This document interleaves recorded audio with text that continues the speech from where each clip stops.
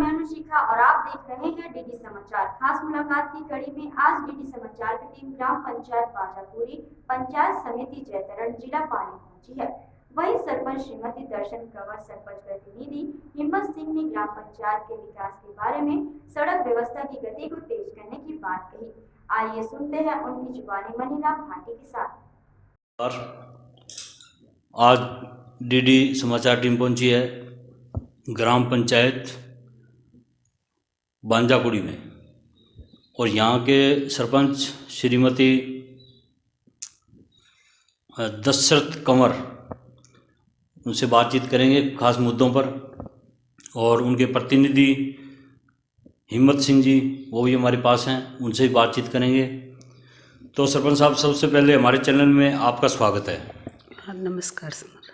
आपका बहुत बहुत धन्यवाद आपका।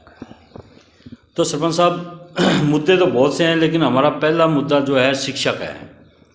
तो अपने ग्राम पंचायत में शिक्षा का मुद्दा कैसा है, और ख़ासकर बालिका शिक्षा का? नहीं सर, हमारे गांव में वैसे शिक्षा का अच्छा माहौल है और हम ज़्यादा से ज़्यादा यही कोशिश करते हैं कि बच्चों को अच्छी सरकारी स्कूल में पढ़ाए और बच्चे आगे बढ़े। और वैसे हमारे गांव में अच्छा माहौल है पढ़ाई का, और हम अच्छी ज़्यादा से ज़्यादा मेहनत करके बच्चों को अच्छी शिक्षा दिलाने की प्रयास कर रहे हैं। जी, बहुत अच्छी बात है सरपंच साहब। अच्छा, यहाँ पे भ्रष्टाचार का माहौल क्या है? क्योंकि देखने में सुना है कि पंचायतों में जो ऐसे मामले बहुत ज़्यादा आते हैं, तो इसके बारे में आपका क्या विचार है? सर, भ्रष्टाचार तो इधर हमारे पंचायत में तो भ्रष्टाचार है नहीं बिल्कुल, क्योंकि हम नेकी और अच्छी तरह से काम करने वाले व्यक्ति हैं। क्योंकि हम भ्रष्टाचार में इसमें हमारा कोई भाग नहीं है और अच्छी व्यवस्था से काम चल रहा है और गांव वाले भी सब सहमत हैं इस काम में। अच्छा सरपंच साहब, ये बताइए कि जो पीएम आवास योजना जो सरकार ने चलाई है, उसमें कितने लोग लाभान्वित हुए हैं और कितने वंचित रह गए? वैसे आगे से सरपंच आ रहे, वो भी काम अच्छे करते आ रहे हमारे गांव में, और हमारे गांव में अच्छे पीएम आवास की योजना मिल भी रही है और हमने आगे से और सैंक्शन करके नाम अभी भेजे भी हैं। हम चाहते हैं कि इस गांव में ऐसा कोई भी व्यक्ति नहीं रहे कि इस गांव में इस व्यवस्था से लाभान्वित रहे, और हमारी कोशिश है कि ज़्यादा से ज़्यादा हम हमारी इस ग्राम पंचायत के अंदर लोगों को वंचित काम करके दिलाएं। अच्छा सरपंच साहब, ये बताइए कि जो उज्ज्वल गैस योजना सरकार ने चलाई है, उससे भी काफ़ी लोग वंचित रह गए हैं। उज्ज्वला योजना है जो, तो उससे काफ़ी लोग वंचित रह गए हैं, तो उनको लाभ दिलाने के लिए आपने सरकार से कोई मांग रखी है? सर, इसके क्या कि इस वर्ष में तो अभी कोरोना चल गया, और इससे पहले हम सरपंच नहीं थे तब भी बहुत गरीब लोगों को हमने इसके अंदर लाभान्वित किया है, और किसी न किसी को रह गए, कोई भी इधर किसी के काम में आए तो भी मैं यही पूछती हूँ कि आपको सभी गैस का कनेक्शन मिला या नहीं मिला, तो आप हमारे को सब बात आके बताना ताकि हम आपको ये दिला के रहे। अच्छा, भ्रष्टाचार का यहाँ पे बोलबाला हमने सुना है कि जो आज 300 रुपये की मजदूरी करता है और जो 40,000 रुपये सैलरी लेता है, वो भी 200-300 रुपये उससे मांग खड़ा होता है किसी काम के लिए, तो इसे आप कहाँ तक जायज़ मानते हैं? नमस्कार भाई साहब। भ्रष्टाचार का ऐसा है जी कि भ्रष्टाचार की मेन धुरी ऐसी होती है कि जो भ्रष्टाचार को पनपाता है या उसको जगह देता है तो भ्रष्टाचार पनपता है।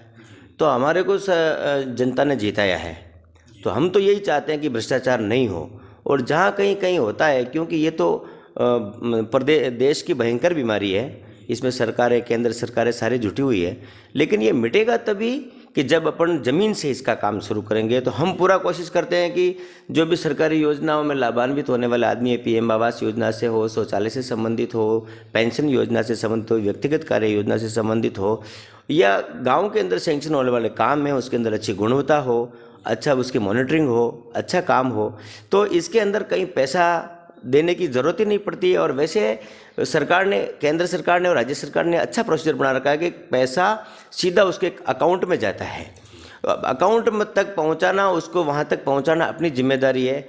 और अगर वो खुद अगर अकाउंट में जाने के बाद अगर वो किसी को दे देता है तो उसका तो अपन भी कुछ बिगाड़ नहीं सकते, क्योंकि लेकिन हमारा यही लक्ष्य है कि भ्रष्टाचार मुक्त ग्राम पंचायत भांजाकुड़ी रहे और लोगों का ज़्यादा से ज़्यादा काम हो। बिल्कुल सर, बहुत अच्छी बात है, बहुत अच्छे विचार हैं आपके। तो सर अपने मृत्यु भोज के बारे में आपका क्या विचार है सर? क्योंकि अपने जो मुख्यमंत्री जी हैं उन्होंने गाइडलाइन शुरू की थी कि ये मृत्यु भोज बंद होना चाहिए, तो इसके बारे में आपने क्या सोचा सर? मृत्यु भोज के अंदर सरकार ने जब ये निर्णय लिया तो हमें बड़ी प्रसन्नता हुई, जनता ने भी इसका स्वागत किया। और स्वागत होने के बाद में जैसे भी सरकार के निर्देश है उसके निर्देश अनुसार हमने सारे चस्पा करवाया, अलाउंस करवाया, व्यवस्था बिठाई। सभी कर्मचारी तल्लीनता से इसमें लगे हुए हैं और लोगों ने सहयोग किया इसके अंदर। और जनता खुद ये चाहती है कि मृत्यु भोज नहीं हो। एक ये परिपाटी बन गई, एक रूढ़ी बन गई कि इसके किया हम नहीं करेंगे तो हमारा बुरा लग जाएगा। तो कानून का सहारा मिल गया और उस बीमारी से मुक्त होने का अच्छा एक समाधान मिल गया लोगों को। तो लोगों ने इसको बंद करने का पूरा प्रयास किया और हो अच्छा उसकी मॉनिटरिंग हो, अच्छा काम हो, तो इसके अंदर कहीं पैसा देने की ज़रूरत ही नहीं पड़ती है। और वैसे सरकार ने, केंद्र सरकार ने और राज्य सरकार ने अच्छा प्रोसीजर बना रखा है कि पैसा सीधा उसके अकाउंट में जाता है। अकाउंट में तक पहुंचाना, उसको वहां तक पहुंचाना अपनी जिम्मेदारी है। और अगर वो खुद अगर अकाउंट में जाने के बाद अगर वो किसी को दे देता है तो उसका तो अपन भी कुछ बिगाड़ नहीं सकते, क्योंकि लेकिन हमारा यही लक्ष्य है कि भ्रष्टाचार मुक्त ग्राम पंचायत भांजाकुड़ी रहे और लोगों का ज़्यादा से ज़्यादा काम हो। बिल्कुल सर, बहुत अच्छी बात है, बहुत अच्छे विचार हैं आपके। तो सर अपने मृत्यु भोज के बारे में आपका क्या विचार है सर? क्योंकि अपने जो मुख्यमंत्री जी हैं उन्होंने गाइडलाइन शुरू की थी कि ये मृत्यु भोज बंद होना चाहिए, तो इसके बारे में आपने क्या सोचा सर? मृत्यु भोज के अंदर सरकार ने जब ये निर्णय लिया तो हमें बड़ी प्रसन्नता हुई, जनता ने भी इसका स्वागत किया। और स्वागत होने के बाद में जैसे भी सरकार के निर्देश है उसके निर्देश अनुसार हमने सारे चस्पा करवाया, अलाउंस करवाया, व्यवस्था बिठाई। सभी कर्मचारी तल्लीनता से इसमें लगे हुए हैं और लोगों ने सहयोग किया इसके अंदर। और जनता खुद ये चाहती है कि मृत्यु भोज नहीं हो। एक ये परिपाटी बन गई, एक रूढ़ी बन गई कि इसके किया हम नहीं करेंगे तो हमारा बुरा लग जाएगा। तो कानून का सहारा मिल गया और उस बीमारी से मुक्त होने का अच्छा एक समाधान मिल गया लोगों को।